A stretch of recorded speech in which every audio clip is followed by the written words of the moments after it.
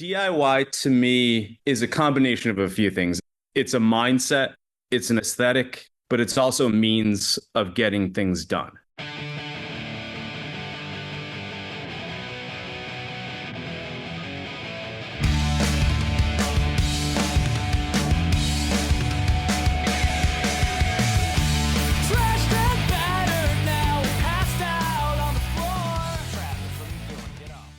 Welcome to Live Free or D.I.Y, a podcast mini-series that focuses on the DIY music scene, specifically hardcore, punk, emo, and what we just call the scene in many ways.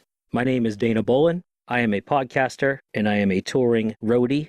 I have a podcast called 2 Week Notice, where I interview musicians who are in these bands that we love so much. And I also drive trucks and sell merch. I tour manage. I even play the cowbell sometimes. I tour with bands such as Piebald, Hot Rod Circuit, The Story So Far, The Front Bottoms, Bayside, Thrice, Alkaline Trio, Unearth, and joining me on this podcast journey, the brains behind this entire operation, my new friend, a professor at Northeastern University, Andrew Mall. Professor, tell the people about yourself, please.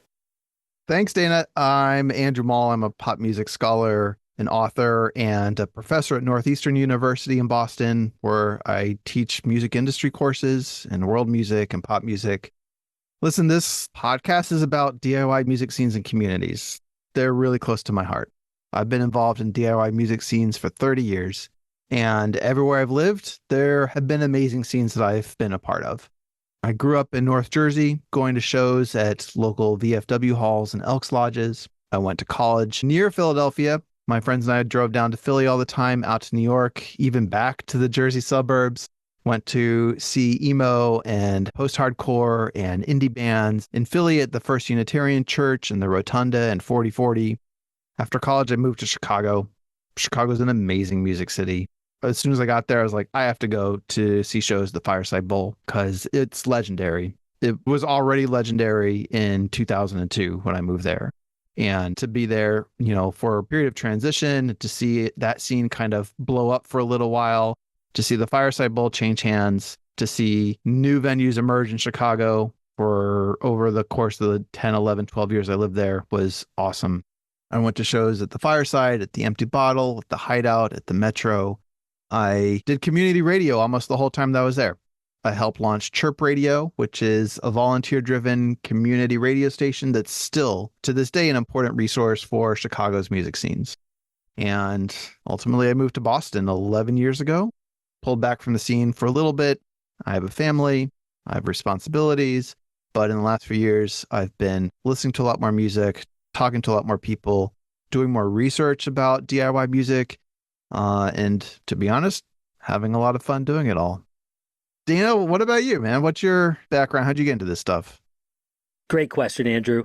Truthfully, up until I was in high school, I primarily listened to hip hop, and I had Spanish class in 9th grade with this dude who was in a band called Preston from Massachusetts. And I just had got a brand new video camera. This was when the video cameras went from the big bulky thing on your shoulder to they made it small enough to be handheld and had the little flip out screen. First $500 I ever made pushing shopping carts at Star Market, dude. Saved up $500, went to Costco with my dad, bought that camera. And this dude who was in that band, Preston, was like, "You got a video camera? You want to come to my show at the Knights of Columbus and record my set?" And I was like, "Sure, why not?" And that was it. That was my first experience. And then within maybe a month or two, or maybe even right before that, I saw Unearth. They played a show at New World in Lynn, Massachusetts, right across from the high school football stadium. And I was frightened. I don't know. I was scared, but I loved something about it. I loved the riffs and the breakdowns. I remember that part. And I guess kind of the rest is history. I have a question for you, Professor. Dana, what's your question? This project. What's the idea behind it? What are your goals with this podcast journey that we're on right now? It's a great question. I've been thinking about the resilience of DIY scenes and DIY communities for a while.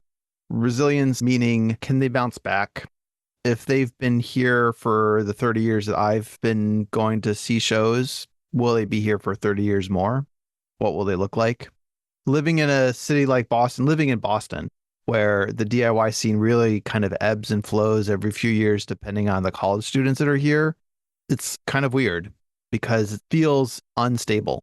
And also in Boston, where there's a lot of attention given to urban development and gentrification and property values, DIY venues are few and far between, even practice spaces for bands, few and far between. So I started off thinking about, well, what is this only a challenge here in Boston? Is it a challenge everywhere? What are the challenges? And I started documenting those with the help of Anthony, my research assistant. We surveyed people, we interviewed people. And we also started talking to people about, like, if you could change things, what recommendations would you make? What needs to change? And here's the thing, there's no easy answer. There's no single answer, right? Like, it depends on where you are, because the scene in Boston is going to be different than the scene in Chicago, has different needs. It's going to be different than the scene out in Andover, Mass. It's going to be different than the scene in Schaumburg, Illinois. It's going to be different than the scene in North Jersey, where I grew up. And the needs are going to be different too. The challenges that people face, they may be similar, but it really just depends on who's there and the kind of policies and laws and law enforcement norms in place. So that's what really got me started thinking about this project overall and what a podcast might actually, how it might be a part of a solution. We're not going to put out this podcast and the problems are going to be solved, right? But my hope is that by talking to people and by amplifying those voices and giving the folks we interviewed a platform to share their ideas, that we'll be able to reach people that maybe haven't thought about this yet. Or at least maybe they thought about it, but not in a coherent manner. Like they haven't assembled all those ideas into a single thought or a single chain of thoughts to think about, like, a music scene isn't something that will always exist and always has existed, right? To have people say explicitly, here's how it was when I came up. Here are the changes that I've seen. Here are the challenges that I see us experiencing. Here's some ideas for solutions. To put all that together into a single narrative, into a single miniseries, my hope is that it's going to open some minds. Well said, Professor. And one thing I've learned, actually, even through this process of building this podcast that we have here, is community. And I learned that because we have a whole panel of people of all ages, of all walks of the DIY music scene life, and of all different roles: musicians, photographers, festival promoters, show promoters, professors, people who created zines, people who run record labels. And before we did this, if you said the term DIY, do it yourself, to me, I think I already have a new meaning in my mind. It means something more to me now than it did just by talking. So we talked to at least a dozen people, which we're all going to hear from throughout this whole series and in this episode. But to me, when I think of the term DIY, I think blue collar, I think struggle, growth, art, and more so now than ever, and I think I needed this personally, I feel like I'm actually your student right now. Community and relationships. That's what comes to mind for me. Let me ask you, what does DIY mean to you? So I think relationships are key. I'm glad that you ended there, because DIY cannot be about doing it by yourself. It has to be about doing it with other people, about being able to rely on other people. So there's this misnomer that DIY means being independent or it's nothing. And it's not. It can't be about being independent only, because what does that even mean? That means you can't work with someone that you choose to work with. Does it mean you can't be friends with your neighbor who works for the city, with a partner who works for a major media organization? Does it mean you can't be friends with maybe family members, brothers or sisters who work for the man? That you can't sell records or sell tickets to shows to people who they're doing the best they can to support their families, and sometimes that means working for a company that they don't feel great about? DIY can't be that. To me, DIY is about interdependence. And I get this idea from this guy, Mark Anderson, who is maybe best known as being instrumental in Positive Force DC, a nonprofit organization that oftentimes worked hand in hand with Discord Records and a lot of those DC hardcore and post-hardcore bands in the 1980s and 1990s to support and promote and advocate for social justice issues. He talks about the concept of interdependence. Not independence, working by yourself, but interdependence, working with, relying on others. And to me, that is so key. We're probably going to get into this a little bit further in the episode on community, but I just want to lay that out there. That DIY means, it simply cannot mean you must do everything by yourself. Instead, you oftentimes are working in community. Sometimes it means we're making choices about what kinds of compromises we have to make in order to get things done, right? Because if you just hold to this purity standard, then maybe nothing will get done. You and we've been doing a lot of work over Zoom. Is that DIY? I pay Verizon for my internet connection. How DIY is that? So when we're thinking about DIY and we're doing things in a DIY manner, we're necessarily making compromises against some kind of purity standard in order to put our own vision of what the world could be out into that world. Beautiful. That was well said. Hey folks, just want to take a minute to talk about the best festival of the year, Furnace Fest, in Birmingham, Alabama, Friday, Saturday, Sunday, October 3rd, 4th, and 5th. Headliners are Jimmy Eat World, Dropkick Murphys, Knocked Loose. But that does not even scratch the surface of the insanity that is this year's Furnace Fest lineup. I'm just going to rattle off a few. Saves the Day, Mom Jeans, Texas is the Reason, Drain, Speed, Kubla Khan, Comeback Kid, Citizen, Biohazard, Microwave, Madball, Spanish Love Songs, Less Than Jake, Say Anything, I Am the Avalanche, My Dudes, 10 Yard Fight, Converge. There's like 100 bands, not to mention the plethora of pre-festival shows and after-party shows. My favorite, I will absolutely 100% be there, Unearth, On Broken Wings, and Chamber. It's going to be a ripper, dude. You do not want to miss this festival. 3-day passes starting at just $300. This is an insane deal. Prices will go up, so get your tickets at this price while you can. Plus, there are VIP options, parking options, and so much more. Go to furnacefest.us for tickets and more information, and make sure to join the Furnace Fest community Facebook group. Speaking of community and needing help from those around you, we have a beautiful panel of friends, peers, guests who are going to join us on this magical journey as we explore the DIY music scene. I think this would be a great time to get introduced to those people. What do you think, Professor? Yeah, let's hear what they have to say. Nice to meet you.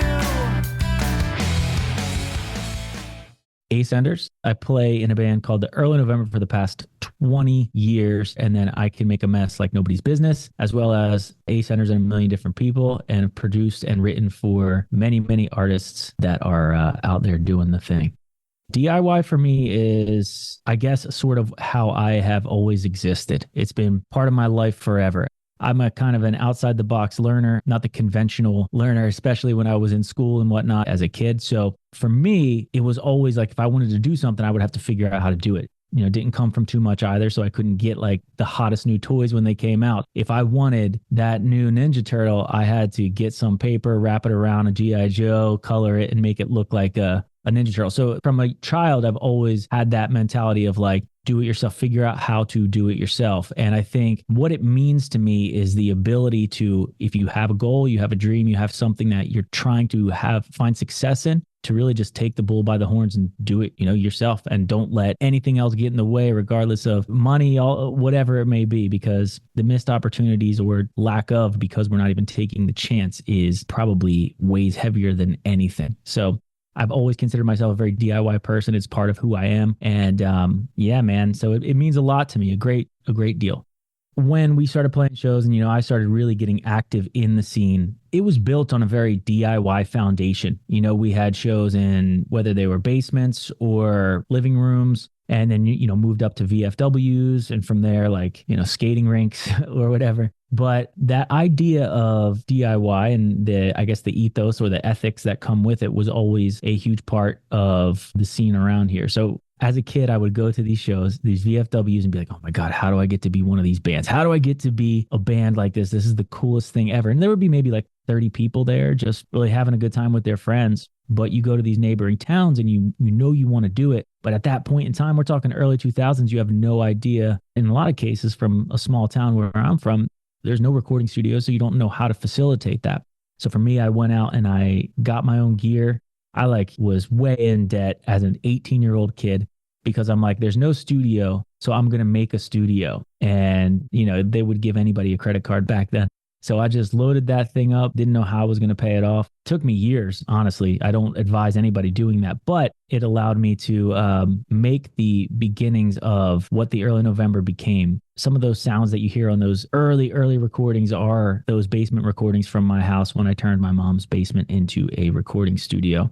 When I said that I've been DIY for a long time, that's where it all came from. But I think everybody needs a little bit of that. It's a great builder of grit in a human.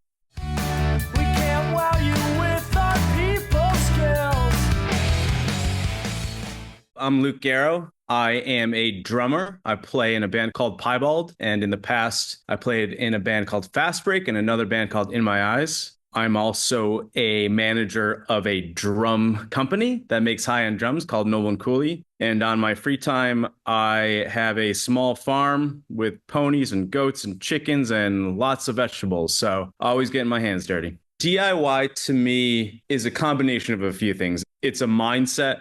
It's an aesthetic, but it's also a means of getting things done. So it's a mindset because you have to be mentally prepared to go through a lot of trial and error and just figure things out on your own without a ton of resources and without a ton of support, possibly. It's an aesthetic because usually the result that comes from taking a DIY approach has a certain endearing quality to it. It has something that's different from the quote unquote mainstream. And that is a key component of making sure something that you're doing yourself, has your personal kind of unique qualities and spin to it. And then it's a means to get things done because, quite honestly, a lot of the reason why people take a DIY approach is because they can't have access to the alternative. They can't afford the alternative. They don't know how to do the alternative. So they just kind of say, you know what, I'm going to figure this out on my own. And I think when you have that package of all those things together, you have a nice little DIY wholesome contribution.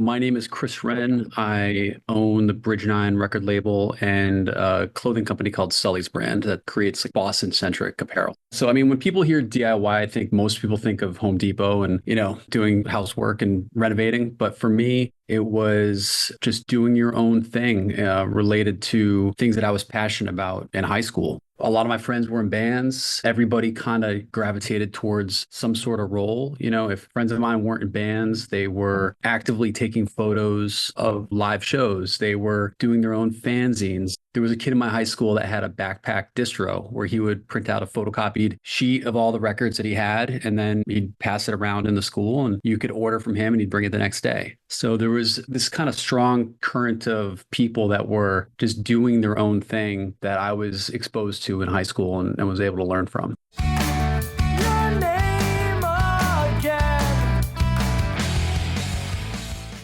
My name is Allie Lipman. I am one of the co-founders of Moon, the music organizers of the North Shore, and organizers of Moon over Salem, which is a local music and community festival. I also am the singer and guitarist of Cape Crush. I think that DIY or do-it-yourself is really what happens, or the communities that we build when there's not a lot of support for underground music and art. So they're kind of communities that pop up around underground music. I've heard DIY referred to as a genre as well. And I kind of relate to that because to me, it's this fest punk sound that came from the 2010s. But I think it encompasses a lot more than just that type of music. The fact is, whenever there's music or whenever there's people who want to do music, there's going to be communities that form around it. And that's when you get DIY scenes.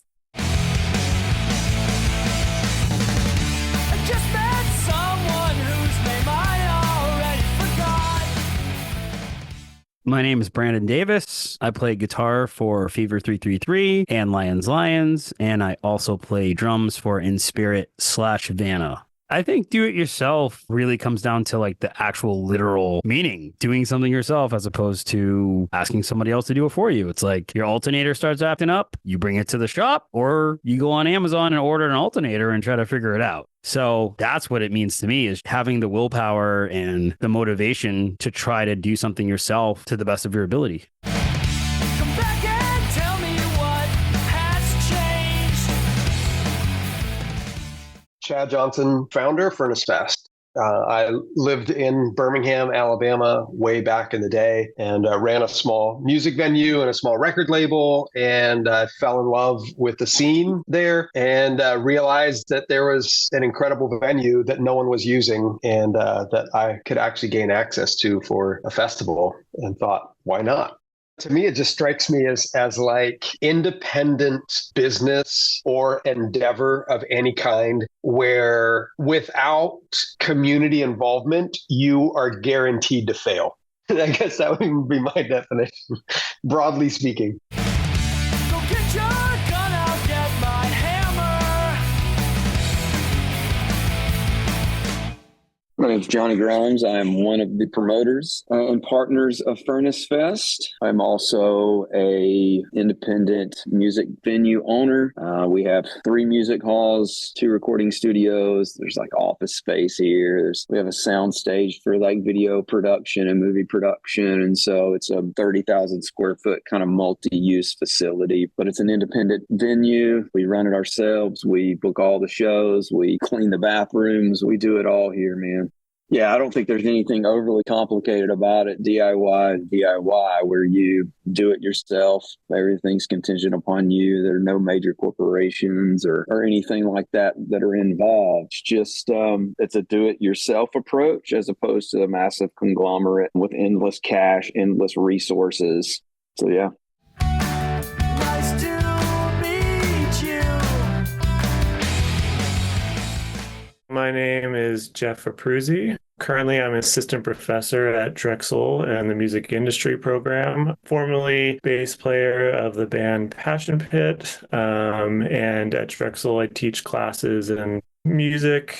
To me, historically, DIY was sort of about expression and being able to do something that you want to do that maybe you don't have the opportunity to do either through like the traditional networks of major concert promoters, if that's a route you're trying to go, or even through like the community where you're at. Like if there doesn't exist an opportunity, or if that thing that you want to do isn't there, being able to sort of do that art, do that music. Are you able to do something for like the passion of it, right? Like doing the thing because you want to, whether or not, you know, it's successful, but because it's like you have that desire to really put it out there. We can't wow you with our people skills. My name is Joey Chiaramonte, and I'm in the band Koyo. Broadly speaking, it is a lifestyle that infects everything. Even if you do things that transcend that, even if you live an above board, grandiose life, it is an option and a mindset and a lifestyle that infects everything positively. It's a thing that opens up access within yourself to accomplish things that you otherwise would probably rule out as options for you. Everything is kind of through the lens of subculture for me and music scene, because that's in large what I'm involved with. So like when I think DIY, I think particularly to like the hardcore scene, the music scene that I'm involved with. In that context, it's like if you're a young person, like that mindset is the avenue to say, yes, I can say, why not? I'll put out this record for friends or for people to say, yes, I'll go take this tour and figure it out for my friends and sell merch. Yes, I will book this show and figure out a place for this band that's driving across the country to play for no money. I'll find a way to make them play a show. These are things that I think commonly we would just shut down as options for ourselves. Say, I can't do that. But like that is the spirit of it, is that you can and you will. It just produces human spirit and will to accomplish things that can be challenging or just otherwise are ruled out as options, I would say. We make enemies, not friends. Matt Dunn, thankfully retired concert promoter from Tertiary Market of Syracuse, New York. been a punk hardcore kid for 31 years. And I'm currently an entertainment industry instructor at the University of South Carolina, starting my 6th year somehow. So my thought process to that would be the idea, I mean, the general premise of the do-it-yourself. So I would draw a conclusion of like independent of, or, you know, separate from a guiding premise, like a mom and pop built from the ground up idea. Clearly all circumstantial to some level, but yeah, like in that sense of just, we're going to do this our way. We're going to see how it goes. I mean, many can argue, even if you have, you know, financial comfort, which I certainly never did, you're still functioning in a DIY manner if you're not governed by some larger promoter or some larger direction or objective. So yeah, in that sense of just like it being circumstantial, but just generally independent of. So I always like to reflect on myself as being a DIY promoter when I was. I may have done the occasional show with Clear Channel, then Live Nation, and then, you know, AEG and the like. But at the end of the day, it was always my money. It was always me doing all the work. And I would be very vocal about, you know, the DIY ethic that was behind it. Getting dumber as I get older. My name's Tony. I do a lot of videography in the music scene here in Boston. A lot of it started in DIY spaces, and now I kind of do it wherever my friends need me to. I talk about DIY as a scene and also a genre because I listen to a lot of DIY music. As a scene, it's a lot of young people kind of coming together. It doesn't necessarily, it's not all musicians. Obviously, I'm not a musician, and I found myself in it. It's usually just a lot of young people looking for kind of a place to belong and test out new stuff, like making art in ways in which there's not really a platform to do so. It's kind of like a testing grounds for new stuff, experimental stuff. There's really not any limit to like the amount you need to know before doing it. I've seen a lot of people be like, yeah, this is our first time playing music live ever. And it ended up being really cool and fun. So that's kind of what I see DIY as a scene.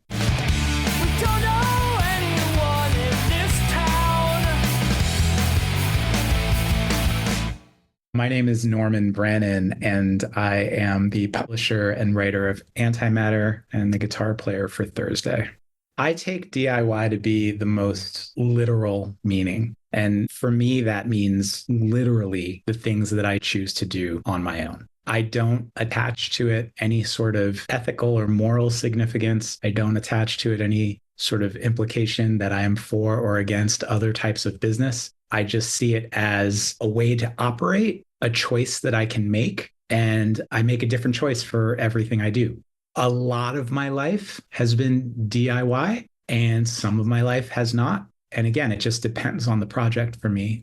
What are the things that are suited for me to do by myself? What are the things that I know doing it myself will create the best result? Some of the lessons that I have taken away from DIY, from indie, from hardcore is that a lot of the things that we do are worth doing not because they make us money and not because they build value, not because they contribute to capitalism, but because they help build sustainable communities, because they help make better lives for ourselves, for the people that we love, because they bring something beautiful out into the world, right? And so when I work with students, and maybe this is also true for how you work with young people or your experience working with students or as a musician or whatever, I think that's often at the front of my mind, that the skills that I'm teaching, the critical tools that I'm hoping they learn can serve them well no matter how much or how little money they make. And that also, you know, the value of something like Antimatter or of all these records behind me, you know, isn't how much it can be sold for. And that's not always true for like content creators. Well, whenever you bring in value, the concept of value has many prongs. And, you know, value can be personal value. It can be social value. It can be cultural value. It can be artistic value. It can also be financial value. And I think that especially in DIY spaces, this is where, honestly, I think we sometimes get into trouble. And we get into trouble in a couple of different ways. So one way is that, let's say I'm a DIY promoter and I've decided that money isn't why I do this. Totally great. Love that. But now I've booked 8 bands on a $5 show, and half these bands come from out of town, and I have to pay them at the end of the night, no matter how many people show up. And some of these bands are going to wind up having to steal from the supermarket later to eat dinner because they didn't make enough money. And, there's a question there of what is the ethical thing to do? What was the ethical thing to do there? Should they have charged more at the door? Should he have spent more money promoting the show? Should the band just fucking eat it? I don't know. Everything's an individual thing. But the other question, I did this interview with Andrew Klein from Strife where he, talked about how in the 90s, there was a show once where these kids came and they made like mock Strife t-shirts where the S was a dollar sign. And everyone was incensed that Strife were asking for a $1,000 guarantee. And this was at a show with 700 people. And so, Andrew was like, if you can't make $1,000 when 700 people came to see your band, what the fuck does that even mean? And so we can't get these weird sort of dogmatic ideas about money intertwined with your DIY. I believe that whatever your project is, it has value, and it has lots of value. All the different prongs that I talked about, yes, but also financial value. And you should be willing to talk about how much you think it's worth. And if the people agree, let them show you. If they don't agree, then maybe it's not worth that. And I think that that's fair. And I'd like to think that people or enough people would respond to that in the same way that people used to respond to putting a couple of bucks in a coffee can at a basement show.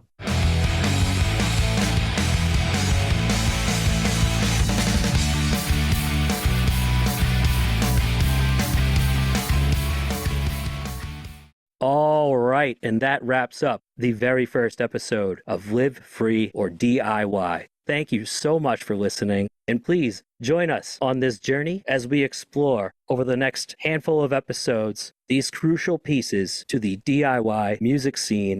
Professor Andrew Mall and myself are going to bring you along on this journey, and our friends, everyone you just heard from, is going to join us throughout the rest of this series. And we are going to explore topics such as sustainability and resilience. We're going to talk about exposure. Is there such thing as too much exposure in the DIY music scenes? We're going to dissect that. We're going to talk about community. We're going to talk about mental health. We're going to talk about what are the biggest challenges that DIY music scenes face today. And we're going to talk about why are we still here? Did any of us think we were still going to be here as we approach our 40s and 50s? We'll talk about all of that and so much more. So please come along. Professor. Yes, Dana? Talk to me. What do you got for me? Listen, Dana, no DIY music scene is perfect. Some are elitist or exclusive. Others are sexist or racist or homophobic or transphobic. But many bands and fans have worked hard over years and decades to change those attitudes. And today, the best scenes welcome everyone, no matter who you are or where you're from, what you believe. One of the things that I love about DIY music scenes is that they make you feel like you belong. Whether you're two-stepping in the pit, you're catching stage divers up front, or you're screaming along from the back, you're helping book shows, you're playing a band yourself, or you're creating content like us, there's a place for you. Having a community like that, a place where you belong, a space where you can plug in and contribute, that's huge. It's huge because it helps build relationships that often remain important long after the bands have packed up and loaded out. So when scenes start to fall apart, decline, or even die, the effects can be devastating. It's not only about losing places for bands to play shows, it's also about losing safe spaces where misfit teens and grown-ass adults alike can be themselves without fear. It's about losing networks that help people share their art, their music, their other talents. And finally, it's about losing the ability to connect with and care for and belong to something greater than yourself. And I think we all need that opportunity. Come with us this season as we learn how scenes have been changing and what challenges they face today. I've been involved in DIY music scenes for 30 years. I want them to be around for at least 30 more.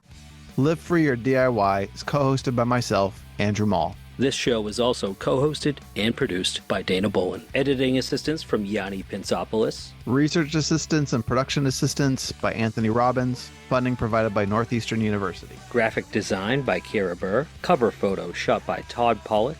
podcast theme song brought to you by Piebald and Iodine Recordings. Head on over to iodinerecordings.com for very special anniversary vinyl represses from bands such as Piebald, Fastbreak, Quicksand, Further Scenes Forever, Stretch Armstrong, as well as incredible new artist signings, the New Scene podcast, and so much more. That's iodinerecordings.com. And lastly, if you enjoyed the show, make sure to rate, subscribe, and follow on Apple Podcasts, Spotify, YouTube, and Instagram. You can find links to everything in the show notes of this very episode.